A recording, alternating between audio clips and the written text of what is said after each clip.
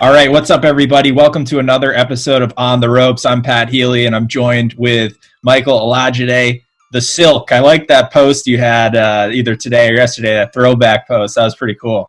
Oh, that's going way back. Days of the Jerry Curl. We were in Fiji. We had a great time. We went out there. We knocked people out. Came back home. It was good. Do you think you can bring the Jerry curl back, or those days are over?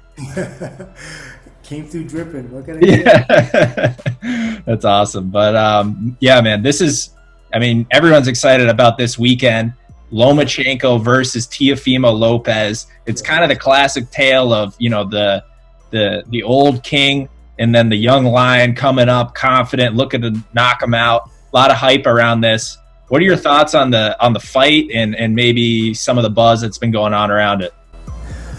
I think a lot of people are expecting a really stern test for Lomachenko, and they believe Teofimo can do exactly that. Teofimo has also had a good amateur background. You've got a good amateur pedigree. That always helps. And I think it pales in comparison to Lomachenko's, but he's got that real strong amateur background. So that's going to help him in a lot of ways that we don't see that'll play out in the actual fight. I love the fact that this kid's got great confidence, right, Pat?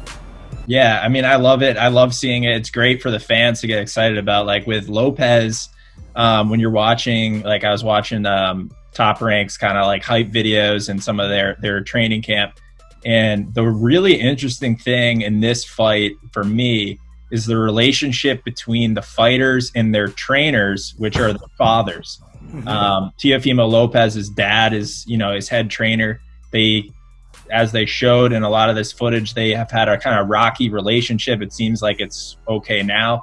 But, on the other side with Lomachenko and his dad, they couldn't be tighter and things are very calm in their camp. So it's a little concerning for Lopez fans, I think, coming into this. It seems like there's just a lot going on outside of the ring, a lot of distraction. Unless he's used to those distractions.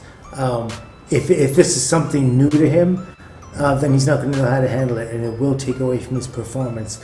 But if it's been a consistent thing, whereas, they've always been a conflict and at loggerheads, as they used to say way back in my day, then quite possibly it's not going to be as big of a handicap as we think it is. In fact, it may even be like a fuel. That's the kind of relationship they need to get the best out of Teofimo. His father goes at him, puts him on edge. He comes back at his father. It's that back and forth thing. It builds an intensity, and if you take that fuel, even if it's negative fuel, if you can process it, it can be as effective as positive fuel. So that's really about it. Like you said, as long as it's not a distraction, then it'll be okay. If they're used to it, then it's all systems go. It can't be an excuse if you lose, that's for sure. Right, and the style matchup is really interesting too. Lopez is obviously very fast. He's got KO power. He's knocking people out. And then Lomachenko, there's so much to be said about his skill set.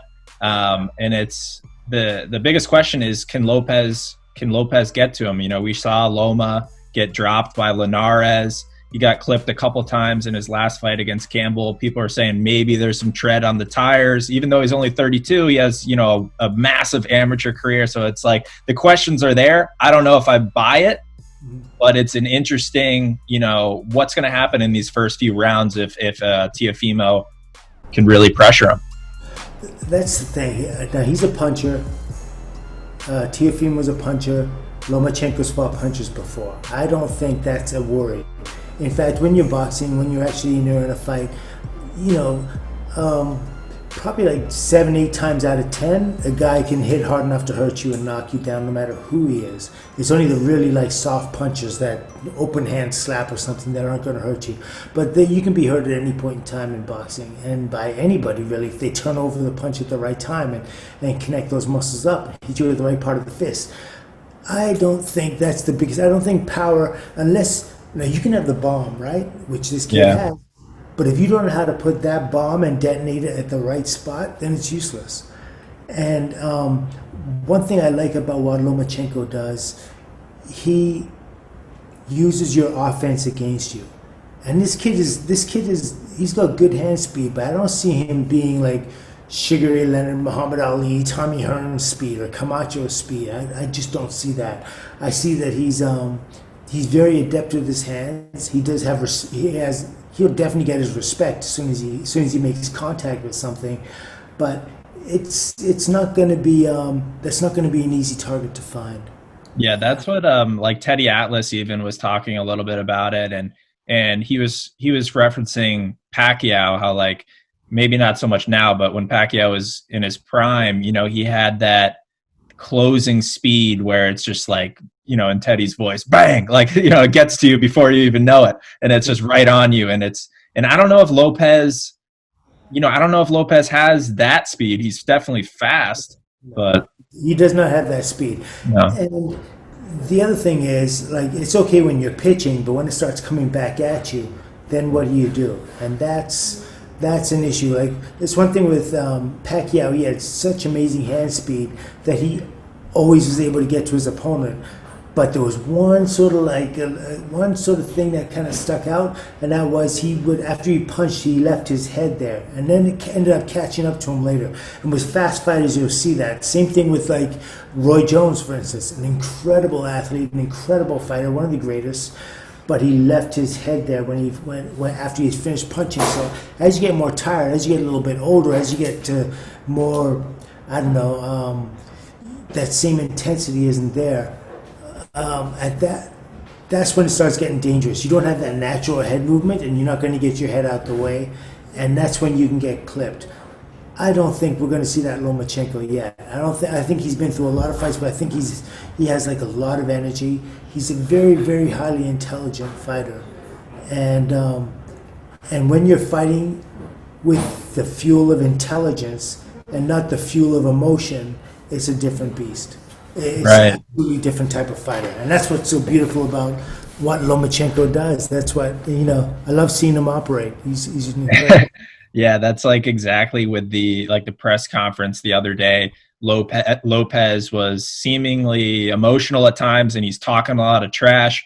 And you just look over at Loma, and he's just like blank face, just dead stare. He's just like, it's just a fight. I'm gonna do my thing, and like I'm gonna punish this guy. It is what it is. You know what? It's like he's seen it before, and that's the thing. He's seen. Now, here's where I think the biggest issue is in this fight, and I will finish my other statement by saying there isn't anything this kid Lomachenko hasn't seen before. If you fought, 300 to 400 fights, and then you fought another 20, 25 professional fights, and then you've sparred every day since when you were, like this, all the way up to now. There's probably a punch you haven't seen that you haven't learned how to defend against and take advantage of. And that's what, I think that's what's going to dictate this fight. He's going to use Lopez's punches, his offense against him, because I don't think he's that fast that he can get his hands back before he's countered. Every time you throw a punch in boxing, you are open to be hit yourself. That's the thing. When you're punching, if you're fighting an intelligent fighter, you're creating an opening. Right here, I don't have any openings. I can just, cover up and slip and move my head. But once I punch with purpose, I punch past, it's like a second, at least 1 second, I am open to the ribs, to the side of the head. And that's what Lomachenko is a master of. He's a master of finding the openings. Any punch that comes at him, he has a number of okay, which counter am I gonna go with? Which counter? Okay, I'm gonna slip and I'm gonna come with a left uppercut. And he just has this. He has a complete arsenal that it's very impressive. Not to say that Teofimo cannot do damage. Now, here's where I see his advantage. His advantage is he's naturally bigger. He's a naturally bigger fighter. Lomachenko's coming up from, I think, what was it, junior lightweight? Or even He's been from 126 to 135. He's said that, yeah, he's naturally, this is not the best weight class for him.